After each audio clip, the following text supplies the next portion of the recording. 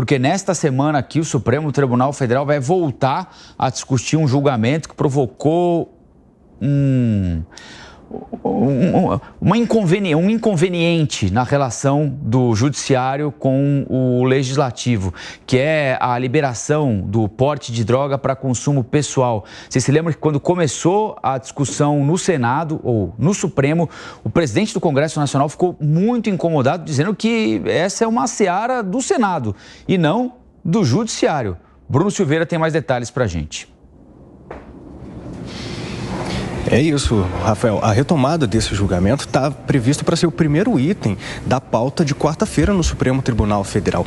Os ministros vão decidir se é constitucional ou não criminalizar o porte de maconha para o uso pessoal. Esse julgamento começou lá em 2015, como você falou, teve todo esse embate por parte do Congresso com o Supremo, cada um querendo tomar a responsabilidade para si, para essa questão da lei. E então o Supremo volta a esse julgamento.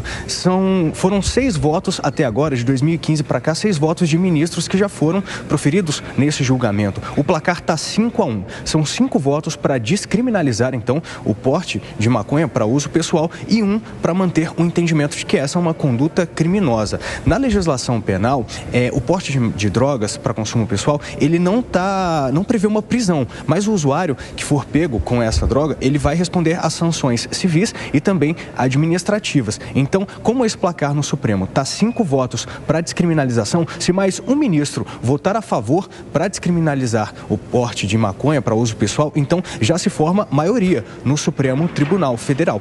Entre os ministros há um entendimento, um consenso de que é preciso estabelecer um critério para diferenciar o usuário do traficante. Então é isso que na próxima quarta-feira os ministros vão voltar a discutir dentro desse processo que julga então se é constitucional ou não descriminalizar o porte de maconha para uso pessoal. Além disso, nessa semana, a agenda de julgamentos do Supremo, na próxima quinta-feira, véspera do Dia Internacional da Mulher, também está marcado julgamentos que vão ali propor mudanças, entendimentos para falar sobre a vida das mulheres. Então, uma agenda bem cheia de trabalhos no Supremo Tribunal Federal. Na quarta, o primeiro julgamento da lista é esse, sobre a descriminalização da maconha. Os ministros já podem, na quarta-feira, formar maioria sobre esse entendimento. E na quinta, então, uma pauta especial voltada às mulheres, antecipando, então, o Dia Internacional da Mulher, marcado para acontecer na próxima sexta-feira. Rafael, claro, a gente vai acompanhar todos esses desdobramentos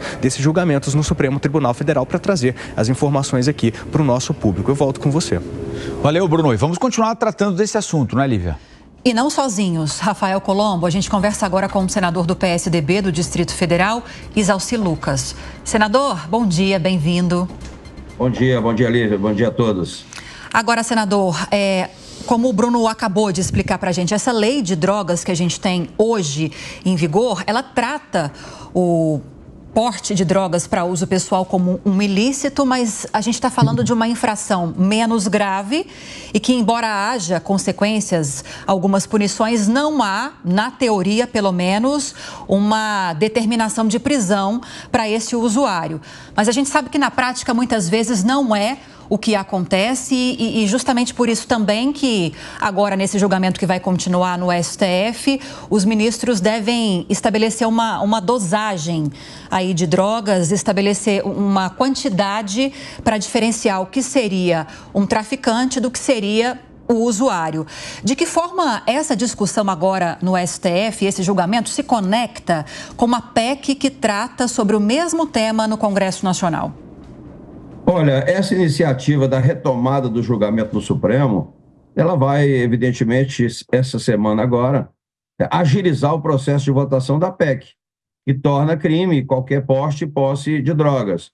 Então, eu vejo, tinha deixado de lado, em função que nós imaginávamos que o Supremo não votaria essa matéria, mas agora, com esse anúncio, eu não tenho dúvida que essa semana a pressão será muito forte para votar a PEC imediatamente.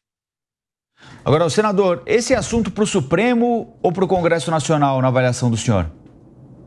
É assunto, né, do Congresso Nacional. O Supremo tem invadido muito, não é, as nossas competências e vai, com certeza, agilizar não só a votação dessa PEC das drogas, como também a questão dos mandatos, né, dos ministros.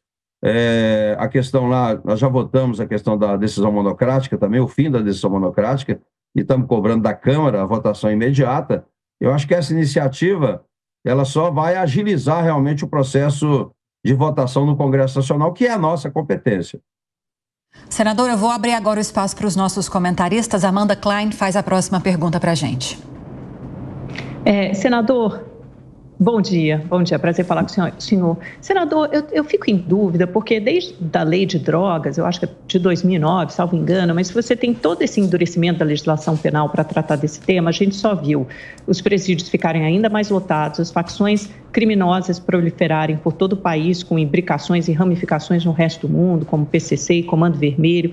Não parece ter sido uma política eficaz. E agora com essa proposta que o Congresso, que o Senado, que começaria pelo Senado, tratando de criminalização das drogas, quer dizer, isso só não vai criar ainda mais pressão, tratar um usuário da mesma forma como traficante. Isso não tem um viés muito mais ideológico do que um viés objetivo, porque a gente vê no resto do mundo está descriminalizando o uso de drogas. Nova York, vários estados americanos, países europeus tratam a droga já de outra forma, tratam o usuário de maneira diferente do traficante. Qual é a possível justificativa para o Brasil andar na contramão do resto do mundo e tratar qualquer grama de droga como sendo um crime, né? Como se aquela pessoa fosse um traficante e não simplesmente um usuário?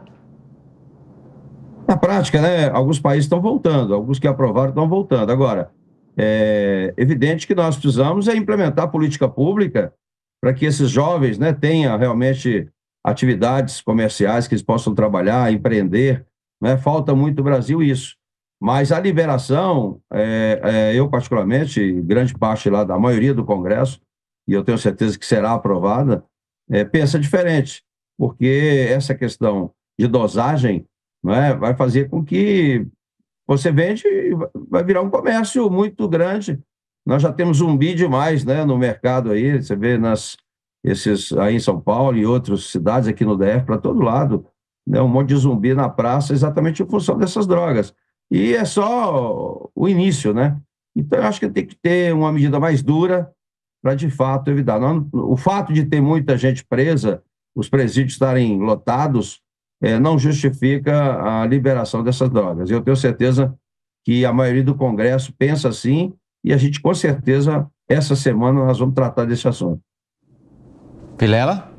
Senador, bom dia, satisfação falar com o senhor. Senador, quando se fala de descriminalizar pequena quantidade de droga, às vezes eu me pergunto, o usuário vai comprar essa droga onde? É na farmácia, na padaria? Não, ele vai alimentar o crime organizado. Essa seria uma medida que o Legislativo, uma contribuição que o Legislativo pode dar para, de alguma forma, o Brasil enfrentar esse grande problema hoje que se chama crime organizado no Brasil? Exatamente, né? Nós estamos vendo os jovens aí, os aviãozinhos que eles chamam, né, vendendo drogas. Na medida que você legaliza e fala assim, 60 gramas, né, isso aí vai facilitar muito o comércio de droga no Brasil, inclusive utilizando os nossos jovens. Então, a gente precisa radicalizar um pouco mais, como está previsto na PEC, para a gente tentar segurar, né, essa questão das drogas, que é um desastre, né, principalmente para a nossa juventude. Agora, criando políticas públicas, acho que o governo precisa cuidar disso, né, melhorar a educação profissional, abrir fontes para que os nossos jovens possam empreender e não ser um instrumento, né, dos traficantes.